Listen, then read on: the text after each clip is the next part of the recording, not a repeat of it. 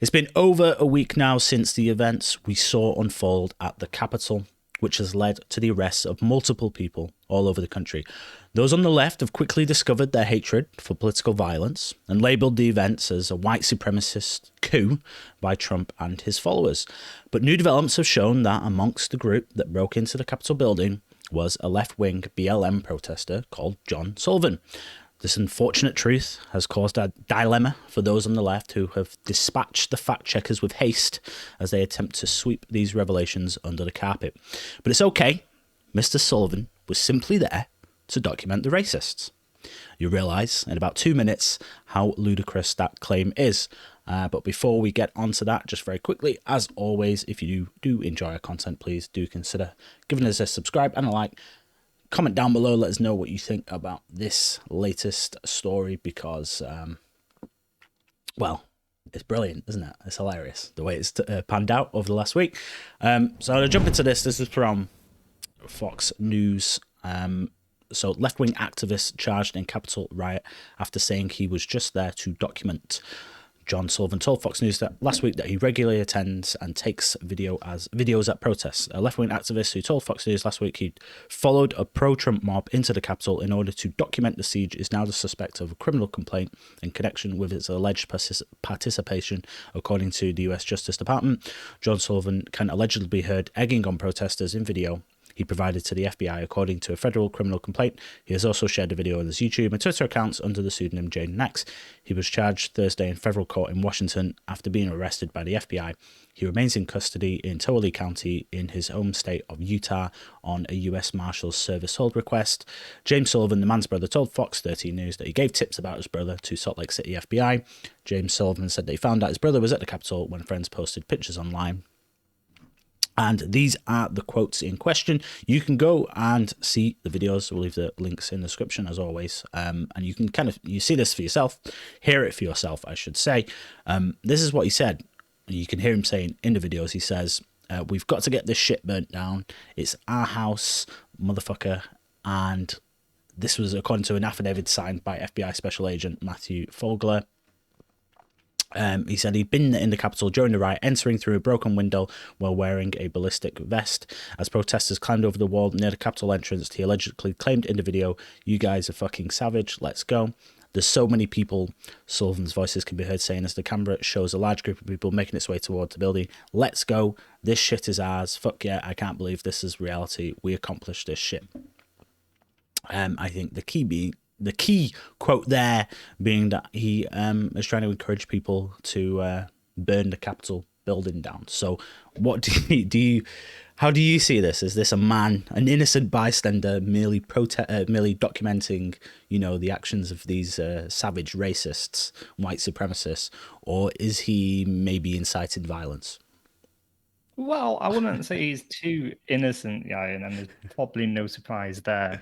I mean, so this chap has a YouTube account, okay, and a lot of, as he says, documenting of events. He posts quite a lot of. He seems to be into protesting. Let's say that he's posted a lot of videos there. He also has videos on how to create Molotov cocktails, how to shoot firearms. Nothing wrong with that, but and it's linked to a political group called Insurgency USA. You start to wonder, is his intent really independent journalism? Is it really hands-off journalism? Is he really just there to, look at things and he's so committed to the truth? Probably not, is he? The point is as well, and we were talking about this just before we recorded too, on the fact-checking websites. They often downplay his ability or the ability of an individual to incite violence at these things. After all, there's tens of thousands of people and there's only one person. So what damage could he do? It's just a guy with a camera phone, right? But anyone who's been in politics knows just how powerful an individual can be at such an event. If you've got a crowd of people, if they're all pissed off, if they're all hyped up and angry because they think, the election has been stolen from them, which is the case, all it takes is one person to throw a brick. All it takes is one person to say, yeah, go on, get him, that sort of thing. One person does something stupid, the police react, and then lots of people do something stupid. It just takes one spark.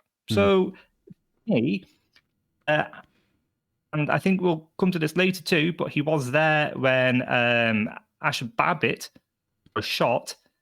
He has, as you said before recording, the best angle out of any video like that has been posted of it that I've seen. Yeah. I think, like, I mean, listen, I've got this guy's Twitter. We found it, obviously, his Twitter and that, and we were having a look through this before. In his bio, he's got John Sullivan, 26, the founder of Insurgents USA, a group for racial justice and police reform. And his whole page, as you might expect, is just full of, anti-Trump stuff, constantly criticizing Trump supporters. He's going on about Proud Boys. He's going on about, like, goes back and back. And this guy's been at multiple BLM protests. And his, obviously, the irony in all of this is that BLM, or people within the BLM circles, have accused this guy of being too violent at BLM protests. And he's actually been thrown out of some of the BLM circles for wanting to start setting stuff on fire. So if this was a guy who was exposed as someone who instigated violence at a BLM protest, that the narrative would be the exact opposite. It would be, from the left, it would be, oh, look, look, most of these people were perfectly peaceful, but this one guy, he's just incited all the violence and all the others have joined in. I mean, to be honest, and I want to make this point as well, is that just because, like, we don't know how many people there were at, like, John Sullivan at the riots on Wednesday. We don't know how many people there were like him, how many were inciting violence, in a sort of subversive manner, as members of Antifa or BLM or whatever. There could have been more. It could have just been him. But those people that did join in, whoever they are, whatever their motivation, are still guilty of doing what they did, even if they were incited or not. The point is, though, this is completely different to the narrative that we've all been, that's been parroted across all the left-wing media, that this is just this white supremacist coup, and they've tried to overthrow democracy, and it's all just these, radical Trump fans. No, the reality is the picture's much bigger than that. And this is what happens when you do what we call due process, and you investigate and you look into the situation and see what's going on. Because right now they've just impeached the president for instigating this. I mean, this guy here has more. He's involved more in the violence than Trump is. Trump's just made a speech. So this guy's going around breaking in and talking about setting things on fire.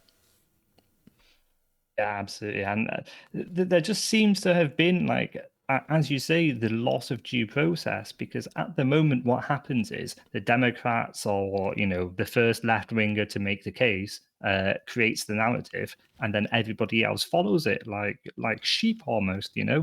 Could it possibly be something like this? Blame can be attributed to many different parties. It seems to me that in almost every single case, in almost every single activity ever, there are multitudes of factors leading into it and why people behave as such. Okay, so when the entire establishment turns around and says, nope, they were all white supremacists, these tens of thousands of people, they were all white supremacists, and all they wanted to do was launch a white supremacist coup to support Donald Trump. And this guy, don't know about him. This is the thing. We've always called for common sense in this channel. We've always called for common sense investigation of things, even with things like election fraud. We just wanted it to be investigated, didn't we? That's all we want, a fair shot at things. Why aren't conservatives being given a fair shot? And they wonder why people are angry. They really do. Like, it eludes them. It's like they expect conservatives to take it upon themselves not to be angry. Well, listen, they have to play in it as well.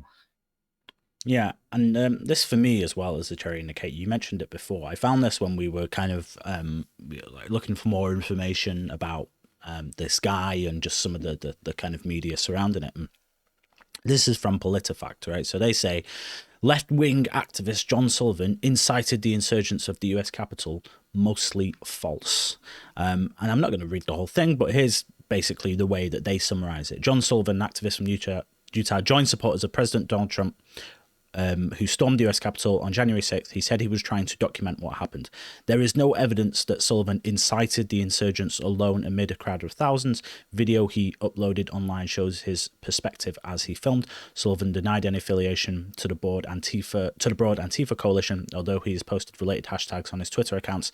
There remains no legitimate evidence that the mob at the Capitol was infiltrated or led by Antifa activists in disguise. So this is what really annoys me about fact-checking websites, is they'll start with something that is, as I call it before, an uncomfortable truth. And then they'll go, well, how many steps do we need to take to try and turn this into a mostly false or a false or whatever? Because then people read the title, look at the, what's the, what do they say on their truthometer? Mostly false. And they go, oh, so it's false then. That didn't happen. And it's like, no, it did happen. But they framed it where they go, they said it's mostly false that he didn't incite the insurgents alone. It's like, who was trying to claim that he did incite the insurgents alone? They're just making the point that here's one guy that we know of for sure who did incite the violence. And there may be more. It might just be him. I don't know. But we'll see, I suppose, over the coming days as more people are investigated. But because we can obviously look at their backgrounds, but why do you need to try and spin this into a mostly false? Just say, no, yes, there was a guy who was a left-wing activist who incited violence. We have his quotes. He said he's encouraging people to burn it down. How is this mostly false? It's, as you say, they're trying to build the narrative because they don't want people to, in the media, they can't have anything whatsoever that is any way critical of BLM or Antifa or anything left-wing. And so they try and frame themselves as the arbiters of truth, and then just post this trash, basically, which misleads people.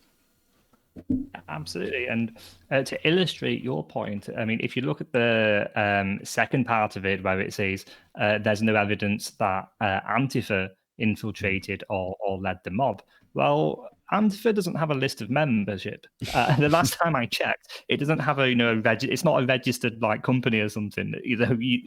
There, of course, there's going to be no evidence because nobody is part of Antifa. Everybody is part of Antifa. You opt into it by virtue of your own declaration when you're burning down a shop or what have you. Yeah. So when they turn around and they say John Sullivan isn't an Antifa member, well, yes, he is, because the only bar for joining is hashtag Antifa, yes, whatever, and leading a mob. Yeah, no, nobody needs a mob. It's a mob of people. It's many people acting in groupthink and doing the same thing and committing a violent act. Nobody's stood in the middle of a mob saying, yes, get that one, and coordinating it. It's the opposite to a mob. So I don't like also how they deploy this word evidence in such a loaded fashion. No, there's no evidence of these things. But there never was going to be any evidence because it's impossible for it to exist. But you're using that to imply that it's a conspiracy theory. This goes back to it, doesn't it? Conservatives aren't given a fair shot, and the tricks they play and the manipulations they pull really is upsetting, I think. Yeah, that's a lot of the time, I don't even necessarily disagree with some of the things that, that are said. It's the double standards. You're holding one political group to a certain standard, you're holding another political group to another standard, because whether people even realize it or not, I'm sure, but there's many people in the media, obviously, they've all come through the left-wing universities, and they've come out the other end of them, indoctrinated in many cases with this kind of type of Marxism or whatever that they believe in, and communism that they believe in. And whether they realize it or not, they're being biased in their reporting, and they deliberately ignore things that are uncomfortable, and then they deliberately play up things that they think will, work against their political opponents. So, but yeah, the double standards, the hypocrisy of it. Anyway, I think we'll close on that point. And as always, thanks for watching, everyone. If you do indeed enjoy the content, and like I said at the beginning, please do give us a sub, give us a like, and give us a comment down below and let us know what you think. I don't feel like we've had as many comments recently, I have to say. So, yeah, please let us know what you think about this one. Or if you have any other information or things that we've missed as well, actually, that's incredibly helpful because it makes our lives a lot easier. So, yeah, as always, thanks for watching. I'll see you in the next one.